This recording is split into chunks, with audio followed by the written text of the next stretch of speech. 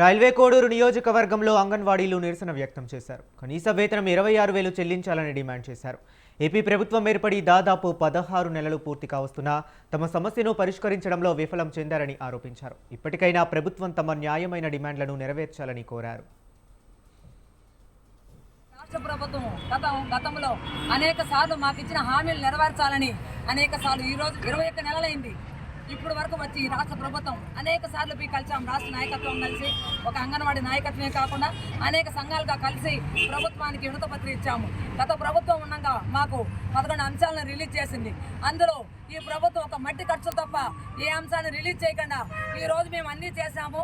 ప్రభుత్వము మేము వచ్చినాకనే 11,500 ఇస్తున్నామని చెప్పుకుంటూ తిరగడమే కాకుండా ఈ రోజు ఆకాశానికంటే ధరలు కానీ మహిళలు పడే ఇబ్బందులు కానీ అనేక మంది వర్కర్లు క్యాన్సర్తో చనిపోయినారు, యాక్సిడెంట్లో చనిపోయిన వర్కర్లు కూడా ఈ రోజు 15,000 రూపాయలు ఎక్కడా చెందలేదు.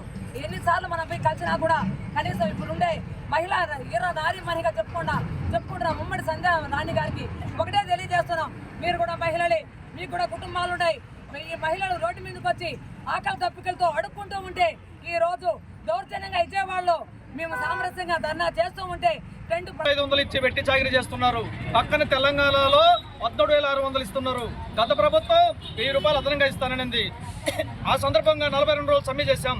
సమ్మె చేస్తే కుప్పంలోకి చంద్రబాబు నాయుడు ప్రతిపక్ష నాయకుడు అప్పటికే అనేక మంది వాళ్ళ టీడీపీ నాయకులు, జనసేన నాయకులు మద్దతు ఇచ్చి భోజనాలు పెట్టి ఉద్యమం బాగా చేయండి, మేము సపోర్ట్ చేస్తాం, మన ప్రభుత్వం వస్తానే మీకు ఆ వేతనాలు న్యాయమైనటువంటి మీరు అడుగుతున్నట్టు మేము పెంచుతామని చెప్పిన వాళ్ళు ఈ రోజు ఒక్క రూపాయి పెంచాలా.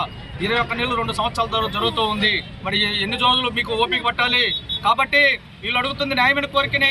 ఇప్పటికే స్థానికంగా నిరాహార దీక్షలు చేశారు. నిన్న విజయవాడలో శాంతియుతంగా 2 రోజుల పాటు నిరాహార దీక్షలు పిలిపిస్తే శాంతియుతంగా ధర్నా చేస్తూ ఉంటే తెల్లవారుజామున మహిళలను చూడకుండా మగ పోలీసులు వచ్చి విచక్షణగా శారీస్ ఎట్టపోయినా తెలియదు, వాళ్ళు ఇష్టం వచ్చినట్టు శిబిరాలు కూల్చేశారు, అదేవిధంగా దౌర్జన్యం చేశారు, ర్యాలీకి ఎక్కించారు.